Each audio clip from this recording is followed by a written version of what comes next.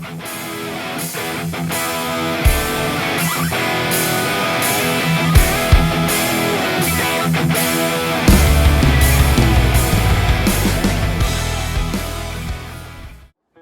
welcome to another episode of Bourbon Buddies. We're excited here. What do we got here tonight? Well, buddy, we got a little bit of Maker's Mark Cask Strength, which a lot of you, I'm sure, are very well aware of Maker's Mark. If you've never had it, I'm sure you've seen the bottle. I mean, you got the wax, right? The red wax is like... It's a giveaway. It's classic. I mean, you see it everywhere, and I have to admit, it looks freaking cool. It does look cool. I mean... Every bottle's different. It's like a fingerprint. Yep. I love it. Very cool. But what makes this a little bit special is that it's cask strength. So that means that you got 110 proof, well, 110 point whatever. So it's about 55% alcohol. And this is in a whole nother planet than just your plain Jane Maker's Mark.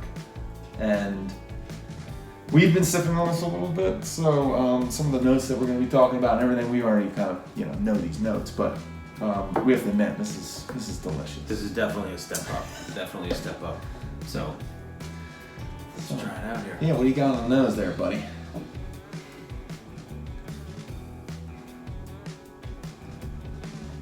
I'm getting maple, brown sugar, for sure. That cuts through big time. So if that's a note you like, this is definitely something to be happy about. It's like if you took maple and then brown sugar and then they had a baby. Yeah. It would be Maker's Mark Cask Strength. Yeah. It's just injecting it.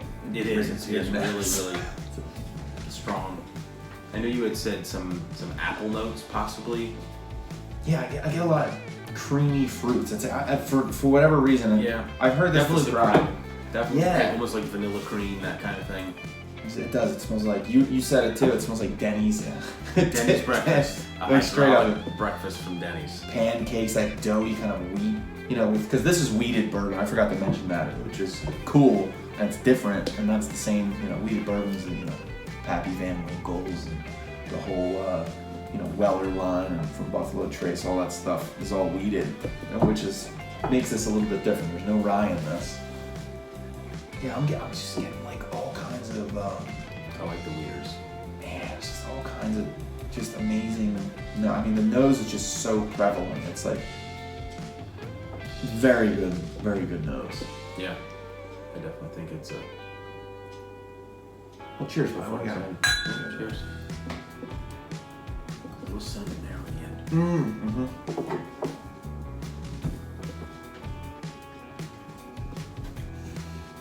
Wow, it's really starting. Wow. Now you said that cinnamon, I'm actually getting a cinnamon swell, which is funny because you always think of cinnamon and you always think rye whiskeys, and this doesn't have rye in it. Yeah, well, I mean, I get like that, like you do the maple brown sugar, like oatmeal, minus the oatmeal, but like if you sprinkle cinnamon or something on it, just sort of the mouthfeel that it gives on the back after you have just that little bit of cinnamon kind of feel, little bit of that taste there. Yeah, you get apple, a little bit of apple kind of thing in there. I think like cinnamon apple mixed in as well. Yeah, now the more that I'm drinking this, I'm starting to kind of understand this a little bit more. Yeah, this is the finish and the mouthfeel is actually really starting to come together. Whereas before I was kind of like the palate a little thin, but no, this has got some. It's got some base to it. I think it's got a really good mouthfeel. Really good for something when you're just gonna kick back, sip a little bit. You wouldn't want to mix with this or do anything like that. It's too much going on for itself.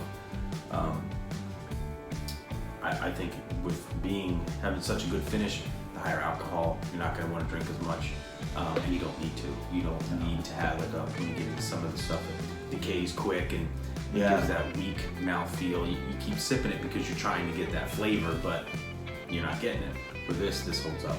I'm pretty happy about this. Plus, this is amazing, is you really don't notice the alcohol. There's not really a burn. No, not for the. No, not at all. Not for the proof that it is. Yeah, absolutely not. It is warming though. That's definitely warming. It feels like a bear is just sitting on my chest, warming up everything in here. I mean, which is good. I like it. It's a good bear. Kentucky bourbon. Yeah. Mm-hmm. Well, yeah, I'm pleasantly surprised actually, because I've had regular makers and it's okay. You know, it's never been one of my top picks, but to try this is really good. Yeah, regular makers kind of has this like weird.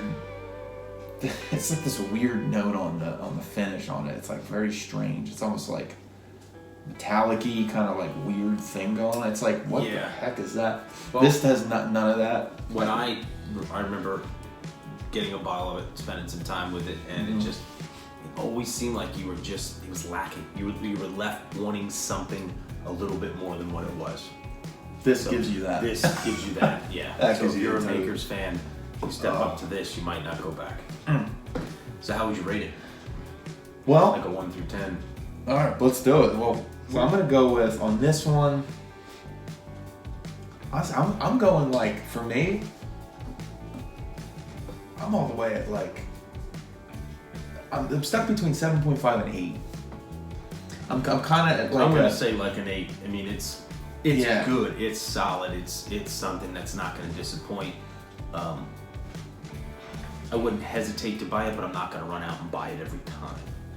So that's kind of where I'm at. I'm like, yeah, it's good. It's something I would keep it, or maybe a rotation. Of your favorites, but I wouldn't say like, oh, this is the holy grail of it. It's all I'm ever drinking. Right. But it's up there. It's pretty good.